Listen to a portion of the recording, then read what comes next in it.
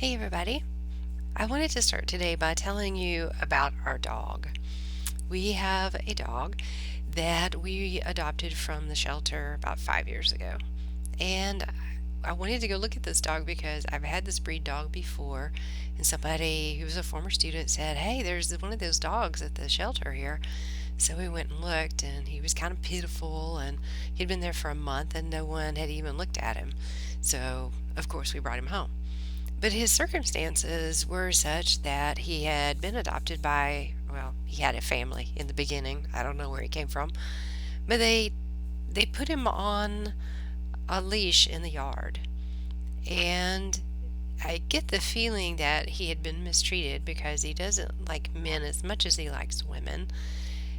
And he apparently disliked his situation so much that he was able to get free and he just ran away. And the dog catcher got him, and that's how he ended up at the shelter. So we brought him home, and it's been 5 years. And I'm a believer in dog training, so he knows a whole bunch of commands and things, but he still has some of the strangest actions and fears. Like, this dog doesn't like white trucks. I have no idea why. And like a delivery vehicle with something, this like a top on it that says Domino's delivery. Oh, he doesn't like that.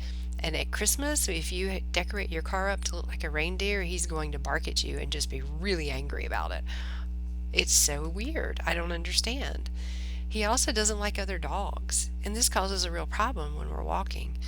And sometimes, especially when I'm tired and I'm walking him in the evening and there's another dog and we have to go around the block, or he starts barking at it, I find myself thinking, I don't understand why you won't change. Because I have done positive reinforcement, everybody in the family's been nice to him, but he just seems to have some things where he can't get over something, and he keeps doing the things he shouldn't do. And so the other day I was angry with him, and I found myself thinking, it must be this way for God. Because even Paul, if you remember in Romans 7:15, he said, I don't understand why I don't do the things I want to do, but I do the things I don't want to do. And I know that God, if I go to him and I say, hey, forgive me for this, he doesn't remember it the next time. But if I haven't repented of something, he knows about it. And it's like he must sometimes get, I don't know, disappointed in me perhaps, because I continue to do the things I shouldn't do. I know he loves me, and if I've repented, he doesn't even remember it. But I do. And I think my tendency to want to be a perfectionist drives me toward feeling disappointment or I don't know, judgmental toward myself because of how I act. And that leads to condemnation. And actually in the Bible it says there's therefore no condemnation for those who love Jesus. So I shouldn't be condemning myself if I have already asked God for forgiveness.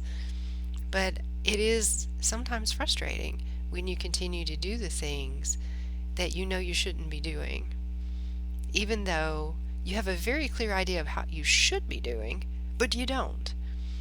And I don't know about you, but it makes me feel better somehow that the Apostle Paul felt the same way, because I look at him and I think, that was a pretty awesome guy.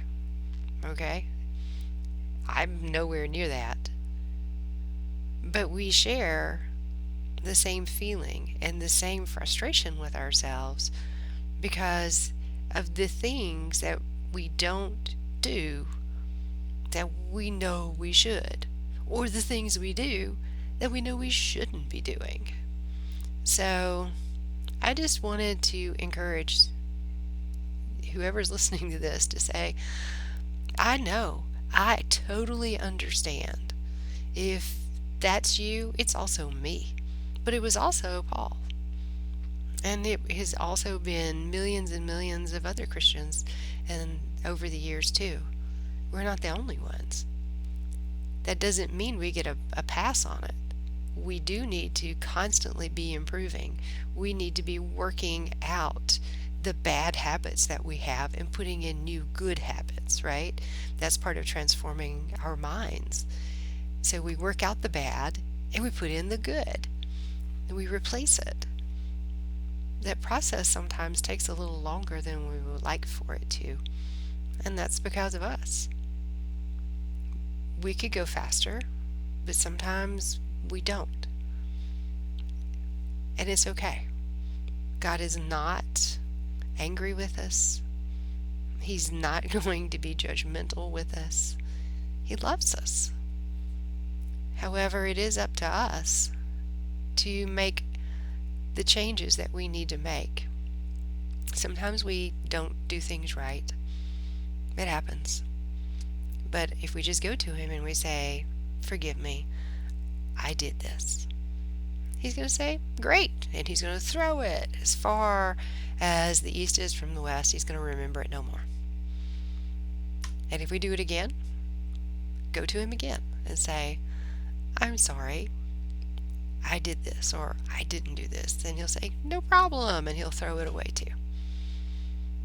That doesn't mean that we just get a free pass, as I said earlier. It does mean we have a responsibility to be working toward doing the right things. But sometimes, if you mess up, don't get angry with yourself. Don't condemn yourself. Don't let that happen. Just go to Him and talk to Him and say, "I messed up," and He'll be fine with it. Just apologize, ask forgiveness, and then get on and do it right the next time. That's what I'm endeavoring to do. At least my dog, he doesn't have the same sort of high level cognition that I do. He doesn't remember probably, but we do, and we can do better. So don't get angry with yourself, and don't think that God's angry with you, because He's not. Instead, just constantly be working to do the things you should do and not do the things you shouldn't do. Stay on the path and just keep working on it. And He will keep encouraging us, and He will keep forgiving us. So that's my little bit of encouragement for you this week. Have a great week.